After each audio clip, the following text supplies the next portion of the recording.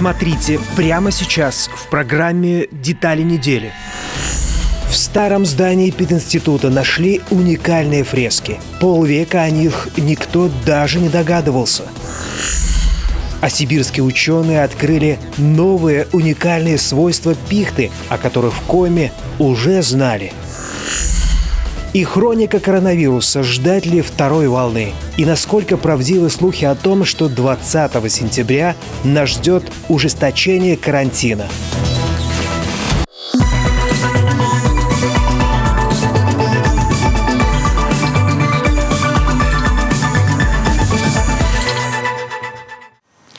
На телеканале «Юрган» «Детали недели». Первый в этом телевизионном сезоне выпуск программы.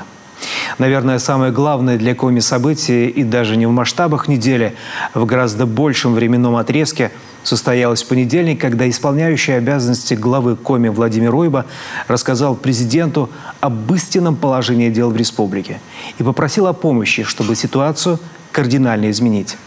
Владимир Уйба обозначил главное, что, по его мнению, сдерживает развитие региона. Давайте еще раз посмотрим, как проходил этот исторический для республики диалог. Владимир Владимирович, глубоко уважаемый, добрый день. Бурлун. Здравствуйте. Да, в переводе с коми языка это как раз добрый день. Здравствуйте. В целом надо поговорить о ситуации в социальной сфере и в сфере экономики региона. Пожалуйста. Спасибо огромное. Спасибо за возможность доложить о ситуации в республике. Номер один – дороги. Дороги, Владимир Владимирович, вы не представляете. То есть вот я езжу везде на машине специально, даже по 7, по 8, по 9 часов, чтобы, извините, на себе понять, что такое дороги. Вот 234 сегодня населенных пункта республики не имеют круглогодичной связи. 234. По дорогам с твердым покрытием. То есть это, в общем, земляные дороги. Понятно, что весна, осень, да если дождливое лето, это колеи даже на полноприводном джипе проехать невозможно. И точно совершенно, когда приезжаю, говорю, почему нет врачей, почему нет учителей, почему бизнес не идет? Они говорят, дорогой мой, а как мы сюда приедем, как мы завезем сюда? Дорог-то нет. Поэтому, конечно, вот общая протяженность межмуниципальных дорог региональных 4800 километров, то есть 4,8 тысяч километров. Из них 3400 километров – это дороги либо бывший асфальт, то есть там асфальтом уже просто разбит весь, его не пахнет, либо это вот земля. Земля, глина, суглинок и так далее. Поэтому, Владимир Владимирович, вот здесь, я понимаю, цифра огромная.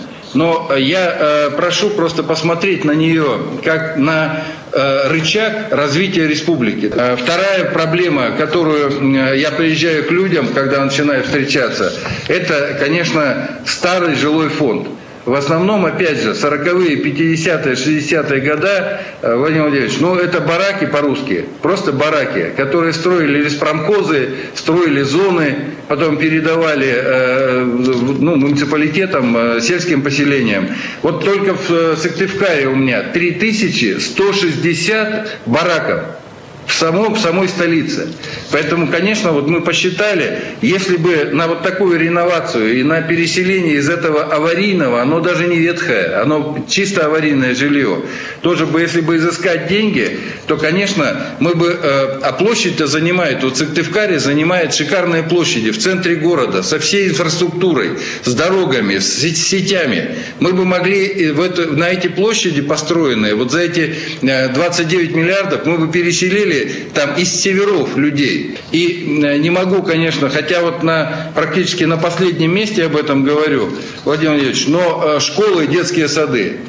Во все, куда приезжаю, школы и детские сады, это точно такие же деревянные строения, все, вот за редким исключением стоят каменные, просто вот по пальцам. В основном дерево. И, конечно, те же самые годы. Все, когда вот развивалось, строилось там 50-е, 60-е. Из них просто те, которые вот нужно сегодня закрыть, нельзя их дальше в них детей размещать, это вот миллиард, а вообще на 8 миллиардов на эти же 5 лет. Владимир Владимирович, я понимаю, что я вывалил огромное количество забот и проблем, но Вот я точно говорю, я вижу, что республика настолько благодатная и благодарна. Вот я проезжаю, мне говорят: ну донеси ты до президента. Мы же готовы работать, мы готовы рожать детей, мы готовы развивать республику. Мы не хотим никуда уезжать. И республика-то, вот я посмотрел, Владимир Владимирович, мы с 2010 года объем доходов, собираемых с территории, увеличили в 3 раза. В 3 раза. С 80 миллиардов в 2010 до 245 в 2019. В 3 раза. И из них 156 это федеральный бюджет уходит. Я вас уверяю, если вот эти 200 мы на эти 5 лет найдем, я вас уверяю, что мы 400 миллиардов вернем доходами. Просто я это вижу. И инвестиции придут, и бизнес оживет. И мы точно совершенно в два раза, не сторицей, конечно, но в 2 раза вернем больше, чем будет вложено. Поэтому, Владимир Владимирович, искренне прошу просто помочь, потому что люди надеются, и люди говорят мне, вот на всех сходах говорят: донеси до президента. Президент не знает, донеси. Поэтому, Владимир Владимирович, прошу просто помочь обрести новое лицо, новый образ Республики Коми. Она этого достойна. Спасибо огромное. Да, Владимир Ильич, конечно, федеральный центр будет помогать республике, сомнений в этом нет. Наследство у вас непростое, так мягко говоря, но сложное. Проблем очень много. Я знаю, я же работал же в Коми, приезжал еще в строительных отрядах, там был неоднократно причем. И, к сожалению, мало что меняется с тех пор, это правда. Особенно это касается дорожной сети. Здесь и сокращение сегодня, на всяком случае, одна из главных проблем, как мне представляется, сокращение инвестиций в основной капитал. То есть нам нужно создавать перспективы развития. Значит, сокращение строительства. Здесь и уровень безработицы чуть-чуть выше. Не намного, но все чуть-чуть выше, чем в среднем по стране. И очень много аварийного жилья до сих пор. Это правда. Я бы сказал, даже не то, что жилья, аварийных строений в целом. Но есть и позитивные некоторые тенденции. Это рост промышленного производства, это хорошие проекты, именно проекты, но они хорошие, масштабные, и нужно их поддержать. Вы на местном уровне, на региональном уровне должны все сделать для того, чтобы эти инвестпроекты пошли, заработали. Вот чтобы создавалась своя собственная база развития. Кстати, что касается бюджетной обеспеченности, вы это знаете, я пометил для себя сейчас ваши озабоченности, они оправданно наверняка связаны с сокращениями добычи полезных ископаемых, но в целом Коми находится на 6-м месте по самообеспеченности финансовой, поэтому надо не упускать этот момент, надо работать с бизнесом, с компаниями, помогать им и поддерживать этот уровень их работы в регионе, который был до сих пор, и создавать условия для новых инвестпроектов. Ну а в целом, конечно, республика, вы правильно сказали, она перспективная, интересная, люди очень хорошие. И вот для того, чтобы реализовать вот эти планы, особенно в области инвестиций, нужна, конечно, поддержка. Я все, что вы сказали, пометил, соответствующие поручения будут даны. Проработайте, пожалуйста, это в правительстве Российской Федерации вместе с коллегами. Между тем в республике началось досрочное голосование на выборах главы Коми, депутатов Государственного и местных советов. Представители территориальных избирательных комиссий устремились к жителям отдаленных населенных пунктов, куда, как в той песне, только самолетом можно долететь. В среду голосовали 14 воркутинских оленеводов. Алексей Корчма передает из Заполярья.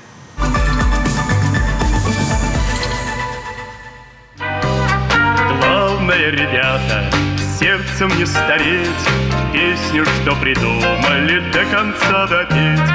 Дальний путь собрались мы, а в этот край таежный только самолетом можно долететь. К этим избирателям можно добраться только по воздуху, спецрейсом вертолета Коми Авиатранс за десятки километров в тундру. В салоне член избирательной комиссии, общественные наблюдатели, сотрудник полиции. Мало ли что может случиться на импровизированном избирательном участке. За один день надо облететь 7 оленеводческих бригад. Выездное голосование организовано прямо в ЧУМе.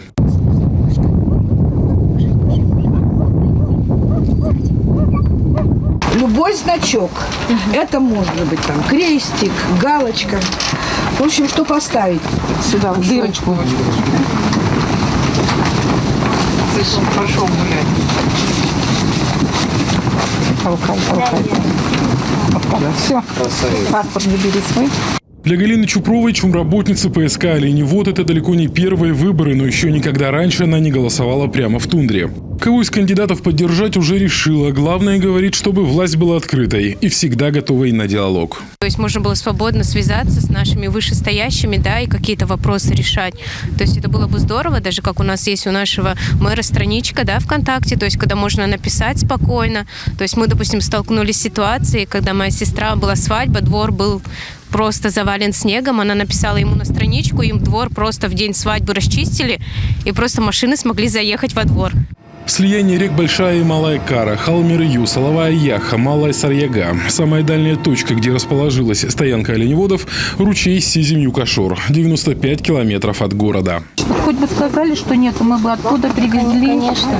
А вам и даже не сказали, что мы прилетим. Нам говорили, но мы предупреждали, что у нас нет с собой документов. Для досрочного голосования в труднодоступных местностях руководство производственно-сельскохозяйственного кооператива «Оленевод» представило в ТИК Воркуты уведомление и список на 39 человек. Но по факту голосовали лишь 14. Остальные на стоянках были либо без паспортов, либо ушли по работе в тундру. Изначально в территориальную избирательную комиссию подается уведомление о желании проголосовать, предоставляются списки избирателей. По факту, когда мы вылетаем, может такое оказаться, что паспортов у избирателей нет, потому что в тундре паспорта не нужны. Соответственно, эти избиратели, к сожалению, не могут принимать участие в голосовании. Трехуровневые выборы в тундре проходят по всем правилам выездного голосования. За соблюдением процедуры увлеченно следит общественный наблюдатель с мировым именем. Уроженка Воркуты, а ныне москвичка Яна Недзвецкая, главный дизайнер и креативный директор известных брендов женской одежды. По словам королевы русского платья, именно так называют Недзвецкую модные критики дизайна, выборы на севере, да еще и в оленеводческой стоянке для нее в новинку. Впечатления от быта и удивительной природы севера самые позитивные. Меня поразило, что настолько все было чисто, честно, все опечатано, так строго. С нами даже полицейский летал и наблюдал за всем. И поэтому люди очень приветливые, приятные. Конечно, не все проголосовали, это понятно. Оленеводы ушли в тундру с оленями. Но все-таки часть проголосовала, и с большим удовольствием они нас ждали. Они красиво оделись. Это было так, в общем, классно. Все отдаленные стоянки оленеводов члены комиссии облетели в общей сложности за 6 часов. Мероприятие крайне затратное. С учетом стоимости аренды вертолета и обеспечения права на волеизъявление 14 человек обошлось государству в 700 тысяч рублей. Следующий вылет на 2 компрессорные станции более бюджетный. Винтокрылый транспорт для членов участковой избирательной комиссии газовики предоставят сами. Все прошло очень хорошо. Люди очень рады. Они встречают всегда нас радушно, дружелюбно. Побывали у них в 7 бригадах. Все прошло очень хорошо. Мы очень довольны. Голосование в отдаленных населенных пунктах и труднодоступных территориях республики продлится по 10 сентября. Ожидается, что в выборах главы Коми, депутатов Госсовета и местных органов власти примут участие 8771 человек. Российские ученые обнаружили уникальные свойства сибирской пихты. Добытые из дерева полипренолы, как заверяют авторы инновации, работают на восстановление мембраны клетки абсолютно всех органов и систем, эффективно в лечении гепатитов и восстановлении печени. Производство снадобья вполне можно организовать и в Коми. Любовь Лапина о том, что еще может лечь в основу успешного бизнес-проекта. Инновационный запатентованный продукт. Аналогов в мире не существует. Так позиционируют свою разработку томские ученые. Это не лекарство и не БАД, а самый что ни на есть пищевой продукт. Природный энергетик на основе хвои сибирской. Это натуральный сок, в основе клеточный сок пихты. Причем клеточный сок пихты, многие думают, что хвою взяли, отжали, и получилась такая хвойно-ароматная водичка. Нет, это когда под высоким давлением и низкой температурой взрывается клетка пихты, добывается межплазменная жидкость, оболочка, цитоплазма. Вот это и вот есть клеточный сок пихты. Производят его там же, где и вывели, в Томске. И это единственное в мире запатентованное производство полипренолов в промышленных масштабах. Об их пользе знают во всем мире. И даже пытаются самостоятельно их добывать. К примеру, в США из печени свиньи, а в Японии из шелковицы. но объемы выходят небольшие – 1-2 миллиграмма в месяц, в то время как наши отечественные разработчики легко получают из пихты до 20 килограммов полипренолов. И для этого не приходится вырубать лес в глобальных масштабах. Мы забираем тот самый природный лапник, который используется для лесозаготовок. Раньше его выкидывали, а сейчас томские технологи научились использовать и перерабатывать этот лапник. Вот эти как раз-таки 3 ингредиента. Полипренолы, клеточный сок пихты и хвойную пасту CGNC. В простонародье вот эта хвойная паста CGNC – это как раз-таки тот продукт, который еще использовали 60-80 лет назад, во времена блокадного Ленинграда, использовали для лечения язвенных болезней, против цинги. А еще против авитаминоза и для заживления ран. В его составе биодоступное трехвалентное железо, а еще он богат магнием и витамином С. Полипренолы – это такие молекулы растений, которые при приеме метаболизируются в печени и превращаются в человеческую клетку. То есть, как отмечают ученые, это единственный в мире продукт, который способен восстанавливать мембраны клеток всех органов и систем организма. Все это подкреплено изысканиями. Научная база использования хвои пихты сибирской имеет клиническое основание от 60 до 90 лет. Это огромные российские разработки, которыми мы гордимся, но, к сожалению, пока мало пользуемся. А тем временем химики Коми тоже осваивают хвою. Правда, не пихты, а сосны. Некоторое время назад исследователи из Института химии Коми научного центра начали создавать новые вещества на основе терпеноидов. Их в перспективе можно будет использовать для лечения вирусных заболеваний. Именно в качестве источников терпеноидов и рассматриваются многочисленные промышленно доступные хвойные растения. Проект рассчитан на 2 года. В его рамках ученые будут синтезировать новые соединения на основе доступных растительных веществ и испытывать их на противовирусную активность. А тестированием их свойств займутся в Санкт-Петербургском НИИ эпидемиологии и микробиологии имени Пастера. Впрочем, получить пользу можно не только от еловых насаждений, которыми так богата наша республика, но и, пожалуй, от самого главного нашего зеленого врага – борщевика. Жить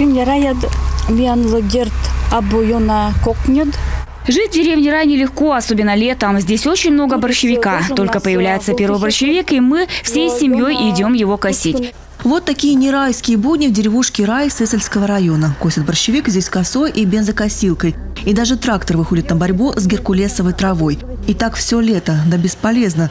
Зеленая напасть активно завоевывает плодородные земли.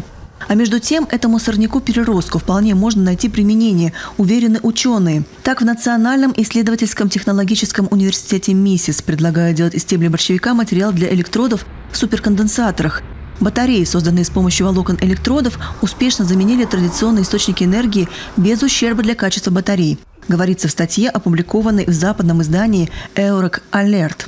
Борщевик, выросший на огромных территориях России, может быть полезен как материал для батарей. Ученые НИТУ МИСИС исследовали возможности наличия волокнистых веществ в стеблях растений. Они превратили их в электроды, элементы устройств, способных накапливать энергию. Экспериментально доказано, что обработанное опасное растение может успешно заменить традиционные источники энергии без ущерба для качества аккумуляторов.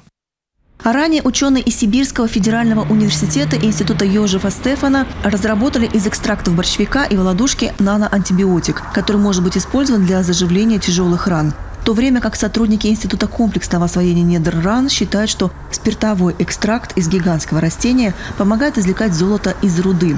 Известны эксперименты по выработке спиртов, биотоплива и древесного угля. В базе патентов есть и заявка ученых из Коми на средства для ускоренного выращивания овощей на основе Гераклиум сосновский. Таково латинское название борщевика. Буквально где-то 2 года назад мы произвели исследование по борщевику, по соку борщевика. Сок борщевика. Обрабатывали его также с помощью электродинамической кавитации, оборудование, которым я владею лично. И получилось, что жмых борщевика после удаления сока является отличным органическим удобрением, а сок после вот этой обработки электродинамической кавитации является более хорошим биологическим стимулятором. Стимулятором роста. Стимулятором роста. Еще мало того, еще и лечебным средством. А именно помогает восстанавливать костно-мышечные ткани человека. Научное обоснование уже есть. Все, что нужно, это просто наладить производство. Само оно незатейливое. Важно вовремя скашивать борщевик еще до образования цветоносов, а после выжимать сок. Но для всего этого нужны, естественно, вложения. Как минимум на трактор, косилку и сам промышленный соковыжиматель. Вот на месте вот тут старая теплица, вот эти вот 1,5 гектара, я хотел построить теплицу наверху, внизу помещение для хранения вот этого сока обработанного. Потому что на сегодняшний день у меня уже очень много заявок на этот сок. Подмосковье, Кисловодск, Венгрия. Достаточно. То есть те, кому я выделяю небольшие количества, проверив, они понимают, что очень хорошие. Растение переросток Александр Триандафилов называет дармовым ресурсом. А между тем, действие у него на сезонные овощи отличное. Так, клубни семенного картофеля выдерживали в соке борщевика всего в течение 10 минут, а после высаживали. Рядом для чистоты эксперимента были грядки на минеральных удобрениях. Урожай на борщевике хоть и не намного, всего на 10%, но стал выше. Впрочем, самое главное, содержание нитратов в такой картошке оказалось на 80% меньше. Положительно сказался эксперимент и на вкусовых качествах. Вот такое потенциальное бережливое производство, которое не требует уничтожения ценных ресурсов, а наоборот демонстрирует, как даже из непригодного и вредного на первый взгляд сорняка при грамотном и рачительном подходе можно не только прибыль получить, но и пользу для всей республики. А далее, как реально обстоит ситуация с распространением коронавируса в регионе.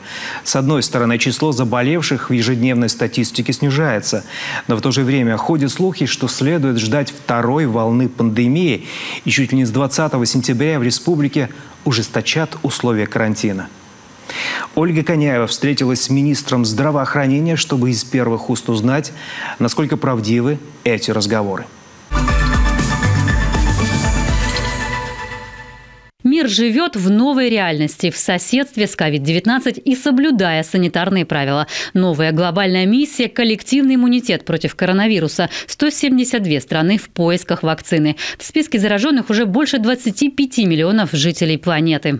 Россия остается 4-й по количеству заболевших. На этом фоне открываются границы с другими странами, начали работать образовательные учреждения. Роспотребнадзор дал добро даже на очную работу возрастных преподавателей вузов. До сих пор им было запрещено выходить на улицу без особой причины.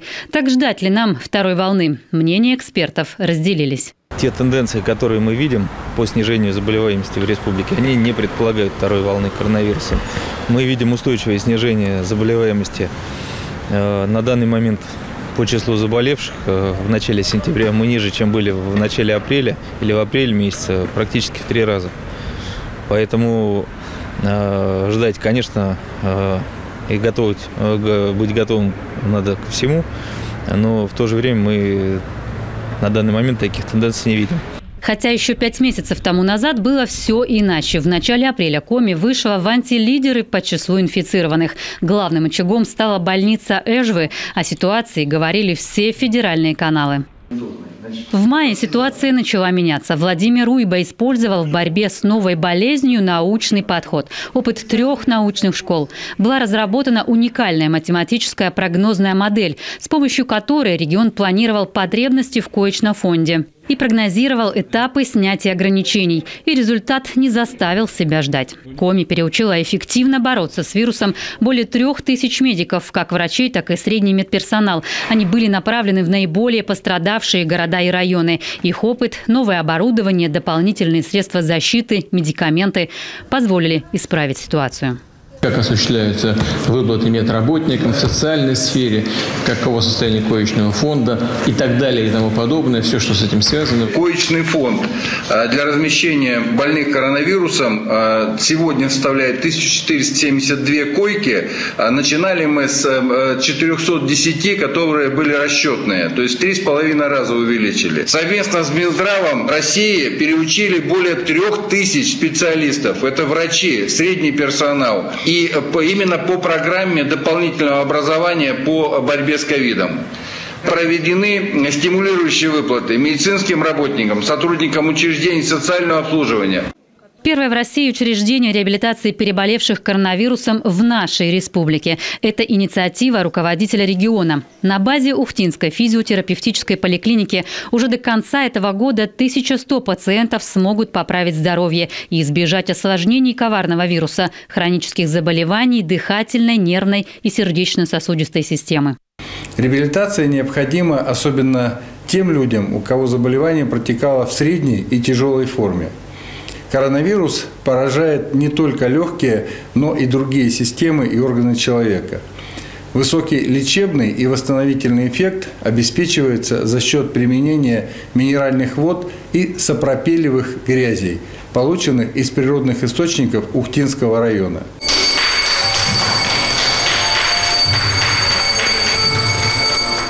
Торжественная линейка только для 1 и 11 классов. Утренний фильтр, плавающее расписание, новые правила работы школ – это необходимость. Вынужденное отлучение от очного образования позволило оценить все его плюсы. Именно поэтому 1 сентября дети в школу направились уже с иным отношением к учителям, одноклассникам, системе образования. Все-таки нужно в стенах школы обучаться. Это в первую очередь дисциплина вырабатываться должна. Старшие классы там еще, может быть, как-то на дистанционке справиться, а первый классик обязательно читаем. Предварительно во всех школах, вузах прошла генеральная уборка и дезинфекция. Были приобретены рециркуляторы воздуха. Определен новый распорядок дня и режим обучения. Обязательными маски, перчатки не стали. Ограничили передвижение классов по зданию. Мы начинаем учиться очно, и мы не хотим уходить на дистанционный режим обучения. Но если все-таки случится так, что кто-то заболеет или будет контактный ребенок, мы будем жить в условиях, как жили раньше при эпидемии гриппа и ОРВИ. То есть случаи, возможно, один класс закроется на какое-то время на карантин. 2 случая, 2 класса. То есть массово у нас нет в планах закрывать города, республику, все школы, все детские сады. Но это зависит опять-таки от нас, от того, как мы соблюдаем все меры профилактики. Медики уверены, дети в большинстве, как правило, относительно легко переносят COVID-19. Больше специалисты опасаются вспышки гриппа. В этом году 3 новых штамма. Вот что вкупе с коронавирусом может осложнить ситуацию. Дополнительный карантин к тому, что сейчас, к тем мерам, которые сейчас введены, пока не предполагается и никаких предпосылок к этому нет.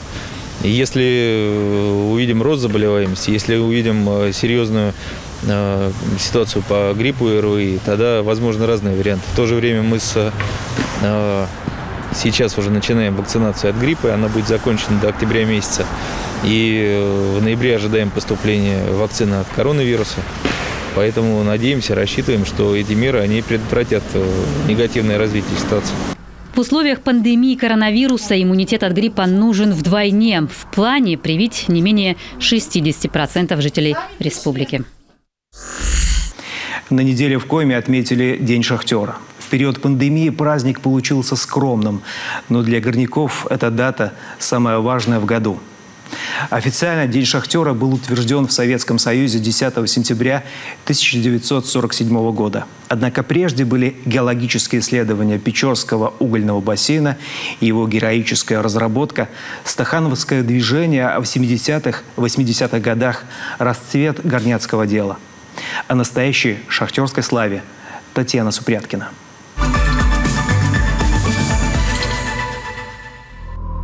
В 1921 году на Печору прибыла экспедиция под руководством Александра Чернова, который впоследствии посвятил свою жизнь изучению и освоению Севера.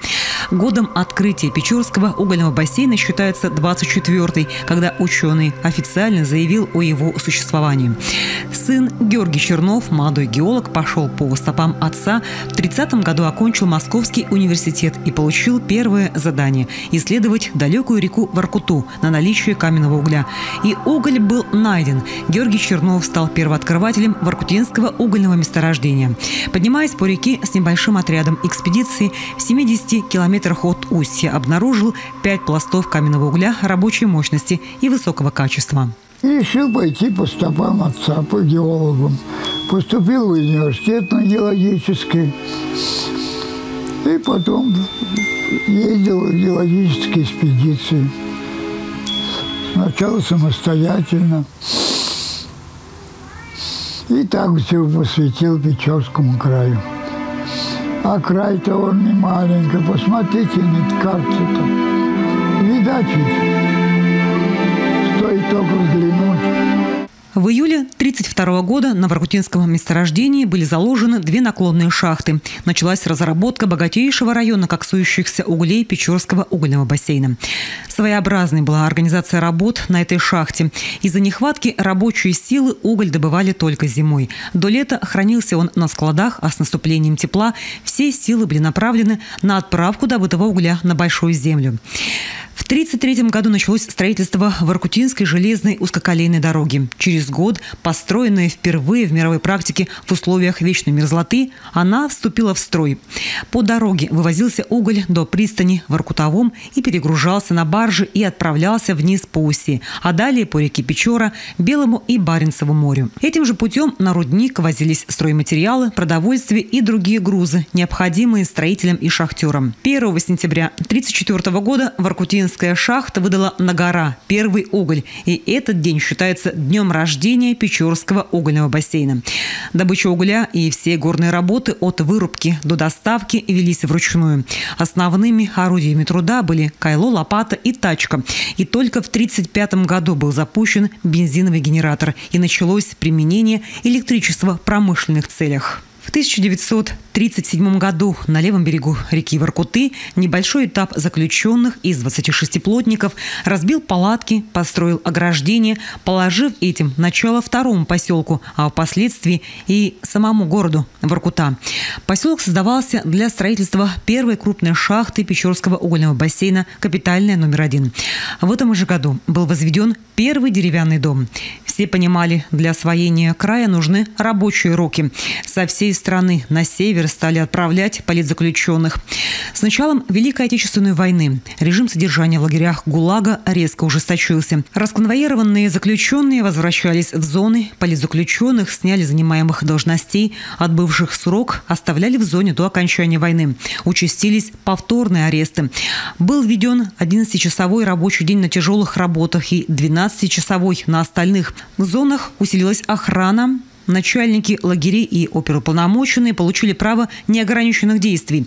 Ухудшилось питание и медицинское обслуживание, в результате чего распространились эпидемии и болезни, росла смертность, упала производительность труда. А фронту нужен был уголь. Донбасс оккупирован немцами, подмосковный угольный бассейн разрушен.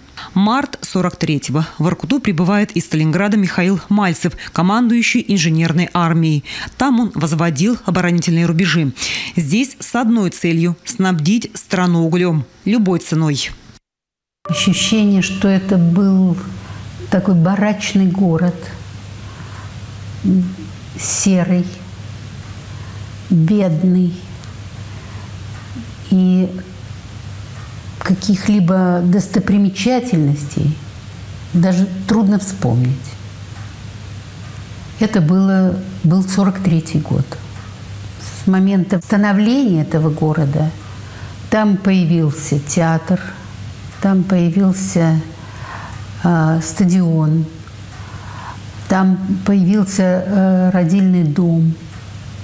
Ну, в общем, он стал как-то облагораживаться. И бульвар, конечно, красивый, такой впечатляющий для тех времен и того климата, который был в Воркуте. Мальцев начал с того, что улучшил питание заключенных, чтобы они ели и хорошо работали.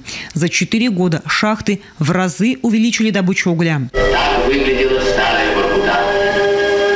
Месяцами была лютая пурга над крошечным поселком.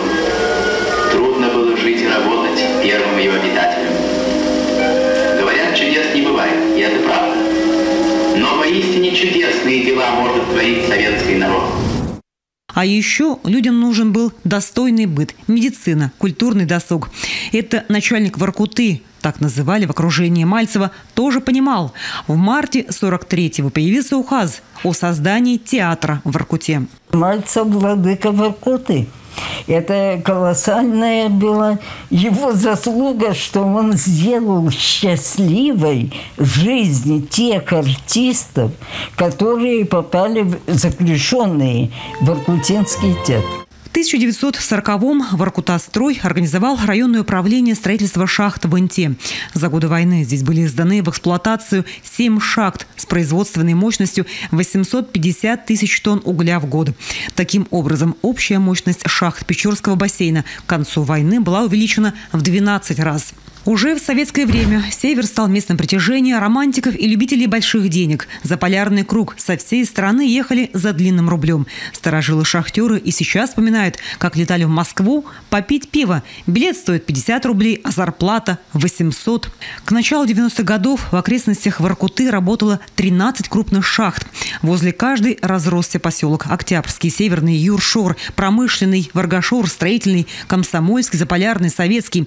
Население составляло 250 тысяч человек. Шахтеры с севера добывали уголь на гора. Переходящее красное знамя ЦК КПСС, Совета министров СССР, ВЦСПС и ЦК ВЛКСМ за достижение наивысших результатов в социалистическом соревновании принимает первый секретарь областного комитета партии Иван Павлович Морозов. Руководители партийных и советских организаций республики, передовики производства.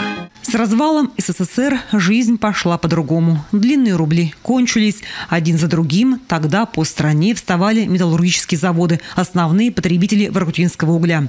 Отпала потребность в таком количестве шахт и шахтеров. Все помнят 1998 год, как наши шахтеры стучали касками на Горбатом мосту в Москве. Сейчас в Воркуте действующие 4 шахты – Воркутинская, Варгашорская, Заполярная, Комсомольская. Последняя, вторая по мощности шахта в Печорском угольном бассейне, открылась в 1977 году. Сегодня это самая глубокая шахта страны. Работает на глубине более 1100 метров. Несмотря на сложные горно-геологические условия, предприятие работает с наименьшими затратами и показывает высокие результаты. С начала года шахтеры добыли более 800 тысяч тонн горной массы. Там, где непосредственно идет лава, где работает комбайн, конечно, вот эта вот история очень здоровская, когда идет эта махина, режет уголь, то есть ощущение причастности к добыче, конечно, самое такое острое ощущение. Ну и вообще, в принципе, пройти тот же самый маршрут, как идет смена, конечно, необычно очень. Градообразующее предприятие «Интауголь» 2 года назад объявило о закрытии. Последние годы шахта была дотационной. Многомиллионные убытки покрывали из федерального и регионального бюджетов.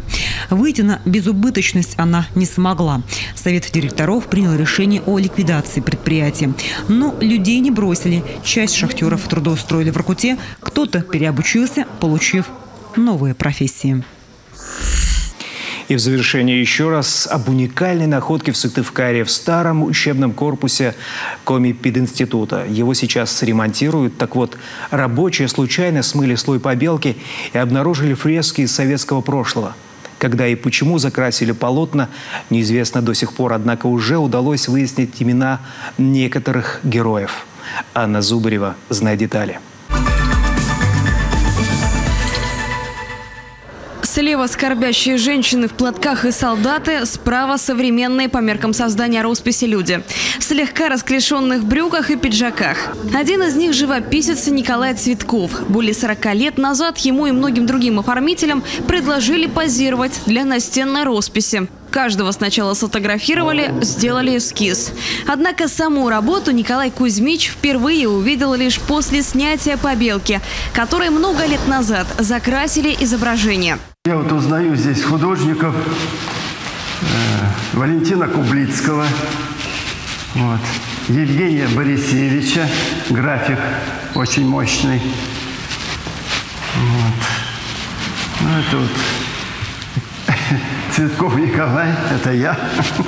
Точная дата создания картины до сих пор остается неизвестной. Предположительно, появилась она возле актового зала КГПИ в конце 70-х годов. Автором работы стал Юрий Круднев, художник-оформитель, работавший в Сыктывкаре с 1974 по 90-е годы. Его жизнь оборвалась 5 лет назад. И, скорее всего, данная фреска – единственная сохранившаяся в городе настенная роспись, вышедшая из-под его кисти. Он приехал из Донецка в то время, работал в Доме художника, а в 90-х годах эмигрировал в Канаду. там работал. Писал, покупали его работы, пейзажи, портреты, натюрморты. Как только фрески были обнаружены, в руководстве СГУ задумались, что делать дальше. По концепции таких творений здесь быть не должно, поэтому предполагалось, что их будут закрашивать. Но сперва ВУЗ обратился в Минкульт Коми с просьбой провести экспертизу, чтобы определить художественную или историческую ценность находки. На современном этапе вот такое панно создать, наверное, у нас не может никто. С другой стороны, если говорить об этом панно, оно изначально задумывалось как такая двухчастная композиция, где с одной стороны стоят люди, которые прошли войну, а с другой стороны современники. И вот этот вот такой баланс, это как связь времен. 25 августа специальная комиссия приняла решение сохранить фрески советского периода. Найденная настенная роспись представляет собой безусловную ценность, как пример регионального монументального искусства. Наличие подобного панно делает интерьер учебного заведения уникальным. Значит, реставрации быть. Восстанавливать изображение планируют по частям. Благодаря тому, что роспись сделана не на стене, а на листах ДСП, это оказалось возможным. Снять блоки, перенести в мастерскую и работать с каждым фрагментом по отдельности. Аккуратно мы их демонтируем, обеспечиваем сохранность, реализацию проекта, который утвержден и который мы планировали открыть еще летом. Да, мы продолжим и, конечно же, откроем его в течение этого календарного года. К слову, работа выполнена маслом. Это должно упростить процесс, говорят эксперты. Проблема в другом. Реставраторов в Коми – единицы. Да и объем работ немалый. Но обещание от руководства вуза есть. К концу юбилейного победного года стену восстановят полностью. Такими были детали этой недели. Увидимся на следующей. До встречи.